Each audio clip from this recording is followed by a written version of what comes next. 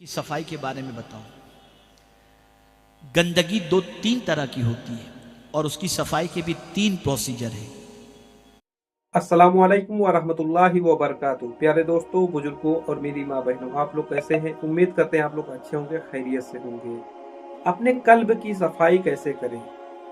जो हमारे अंदर सोच जो होती है, हमारे जो सोच गंदी हो जाती है, यानी कि हमारे कल्ब जो है मैले हो जाते हैं, दिल जो है मैला हो जाता है, गुनाहों के दलदल में फंस जाते हैं लोग। तो उससे कैसे निकले, अपने कल्ब की सफाई कैसे करें? एक जो है वीडियो मैं लगाने जा रहा हूँ मौलाना शाकिर नूरी साहब का, जिसमें उन्होंने बहुत ही उम्दा बयान दिया है कि कैसे कल्ब की सफाई की जाती है, कैसे गुनाहों से तौबा किया जाता है, गुनाहों से कैसे इस्तिग़फ़ार किया जाता है। ये सुन लीजिए कि ताकि हम लोग जो है गुनाहों से बच सके, गुनाहों से महफूज रह सके। तो इस बयान को जरूर सुनिए और इस बयान को, इस वीडियो को आगे तक जरूर शेयर कर दीजिए। क्या पता आपके एक शेयर से किसी भाई की, किसी बहन की जो है वो गुनाहों से वो उसकी हिफाजत हो जाए, उसके कल्ब की सफाई हो जाए, यानी जो दिल में गंदगी बैठी हुई है वो साफ हो जाए। तो चलिए सुन लेते हैं बयान को। आपकी और हमारी पोजीशन क्या है? दिल की सफाई के बारे में बताओ। गंदगी दो तीन तरह की होती है और उसकी सफाई के भी तीन प्रोसीजर है। सुन रहे हैं गौर से? ऐसा दुरूद शरीफ पढ़े बुलंद आवाज से कि मुझे यकीन हो कि आप अच्छी तरह सुन रहे हैं। अल्लाहुम्मा सल्ली अला सय्यिदिना व मौलाना मुहम्मदिन मादिनिल जूदि वल करम वाली व असहाबी व बारिक वसल्लम। सफाई तीन तरीके की, जैसी गंदगी वैसी सफाई। देखिए, आईना जो होता है ना, आईना वो भी गंदा होता है, लेकिन उसकी गंदगी का मामला क्या होता है? उस पर गर्द गुबार आ जाता है। तो आप देखेंगे, जैसे मिसाल के तौर पर आप बाथरूम में गए, गीजर आपने ऑन कर लिया था, नल खोला, गर्म पानी आने लगा। अब गर्म पानी का भाप जो है, जो वो है वो मिरर के ऊपर आ जाता है, तो जिसकी वजह से मिरर धुंधला सा हो जाता है। अब उसमें अपना चेहरा नजर नहीं आता। उसको साफ कैसे करेंगे? तो एक टिश्यू से आपने जैसे ही यूं किया, पटक से साफ हो गया, है ना? कि उसको साबुन लगाएंगे, ब्रश मारेंगे, ऐसा करना पड़ेगा? बताइए, मैं पूछ रहा हूं, आप मुझे जवाब दें तो मैं समझू मेरी बात समझ रहे हैं। गर्द गुबार लगा है, ऐसे ही कपड़ा हल्का सा आपने मार दिया, मिरर साफ हो गया, है ना? भाई सही है या गलत जवाब दिया? सही है ना? अब हमें आज अपना हिसाब करना है, हमें अपना हिसाब करना है। कपड़ा अगर मेला हो जाए, कपड़ा अगर मेला हो जाए, तो क्या उसको कोई टिश्यू से यूं फेर देंगे तो कपड़ा साफ होगा? जवाब दें, आप मेरी बात समझिए। नहीं ना? उसकी सफाई के लिए क्या करना होगा? पानी में डालो, साबुन लगाओ, रगड़ो, और आजकल तो इतना भी मौका नहीं, सीधा डाल दो वॉशिंग मशीन में, पाउडर डाल दो, खूब उसको जो है वो पीसा जाता है, फिर उसको निकालो, तब वो साफ होता है। तो पता चला मिरर की सफाई का तरीका जुदा है, कपड़े की सफाई का तरीका जुदा है, दोनों का। और इससे खतरनाक पोजीशन जो है वो सोने की है। माशाल्लाह, यहां तो जयपुर है, ये तो सोने की सफाई का तरीका जुदा है। अगर गोल्ड को साफ करना है, उसके मैल कुचेल को निकालना है, तो वहां साबुन भी नहीं चलेगा, ब्रश भी नहीं चलेगा, उसे सुनार आग के अंदर डालता है और फिर आग में जलाकर उसके मेल को खत्म करता है, फिर वो सोना निकालता है, तब वो प्योर बनता है। पता चला तीन स्टेज हुए सफाई के, तीन स्टेज हुए। एक यूं ही टिश्यू से साफ, एक रगड़ करके साफ, एक जला करके साफ। मुसलमानों, हमारी पोजीशन जो है ना, वो टिश्यू वाली है ही नहीं, है ही नहीं। हम खुद अपने आप को देखें ना, अगर टिश्यू वाली है तो एक आयत पढ़कर दिल पर लगा हुआ जंग फौरन साफ हो जाए। यहां हर जुम्मा को आयतों का अंबार उलमा लगाते, कुछ फर्क नहीं पड़ता। इज्तिमाअत के अंदर आयतों के अंबार और हुजूर की हदीस सुनाई जाती है, कोई फर्क नहीं पड़ता। इतना सख्त मैला हो चुका है ہو چکا ہے ہمارا دل کہ صفائی کے لیے آیتیں پڑھی جاتی ہیں، احادیث سنائی جاتی ہیں، کوئی صفائی نہیں ہوتی،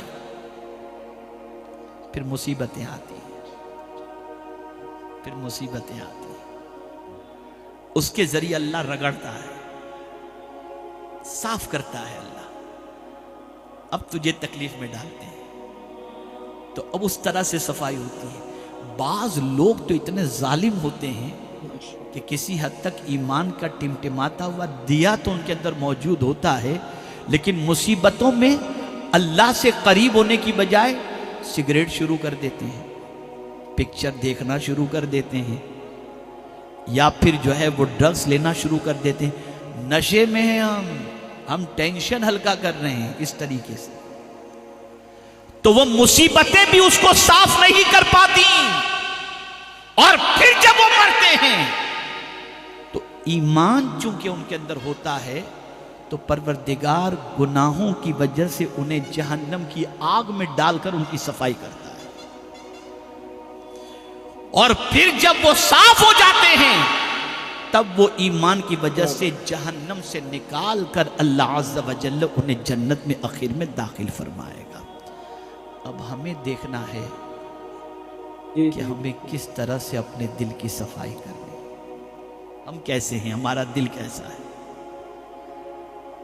اگر قرآن کی آیتوں کی بنیاد پر اللہ کے رسول صلی اللہ علیہ وسلم کے ارشاد کو سننے کے بعد ہمارا دل کانپنے لگ جائے اور ہم گناہوں سے رشتہ توڑ دیں اور فوراً ہم نیکی کے راستے پر آ جائیں، تو سمجھ لو ہمارا دل گندا ضرور ہے لیکن آئینے کی طرح ہے کہ تھوڑی سی بات آئی اور ہم سدھر گئے، صفائی ہو گئی۔